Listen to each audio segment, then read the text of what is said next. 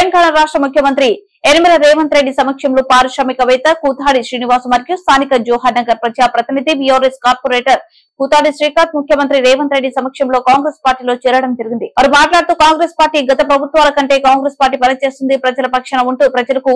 ఇబ్బంది లేకుండా చూసుకునే కాంగ్రెస్ పార్టీ అదేవిధంగా కాంగ్రెస్ పార్టీని బలోపేతం చేస్తూ తెలంగాణ రాష్ట్రంలో గిరిజనుల వెనుక బట్ట వెనుకల సామాజిక వర్గ పక్షాన రాజకీయంగా ఆర్థికంగా సామాజికంగా జాతి బలోపేతం ఎన్నో సంవత్సరాల నుండి మేడ్చల్ జిల్లా మరియు మల్కాజ్గిరి ప్రజల పక్షాన నిరంతరంగా వారి పట్ల ఆర్థికంగా కులమత భేదాలు లేకుండా వేలాది ప్రజల పక్షాన నేనున్నానని భరోసా ఇస్తూ ముందుకు సాగుతూ వెళ్తున్న కూతాడి శ్రీనివాస్ కి ప్రజల పక్షాన శుభాకాంక్షలు మరియు కుటుంబ కూతాడి బ్రదర్స్ ఎన్నో సేవా కార్యక్రమాలతో పాటు పేద ప్రజలకు వైద్యం కొరకు పేద ప్రజల వివాహాల అనేక రకాలుగా ఆ కుటుంబాలను ఆదుకున్న పారిశ్రామికవేత్త కూతాడి శ్రీనన్నకు కృతజ్ఞతలు తెలియజేశారు. ఈ కార్యక్రమంలో మేడ్చల్ మల్కాజ్గిరి అభ్యర్థి సునీత మహేందర్ రెడ్డి, మాజీ ఎమ్మెల్యే మల్లిపెద్ది సుధిరెడ్డి, మల్లిపెద్ది శరత్ చంద్రారెడ్డి, తోటకూర వద్రేష్ యాదవ్ తదితరులు పాల్గొన్నారు.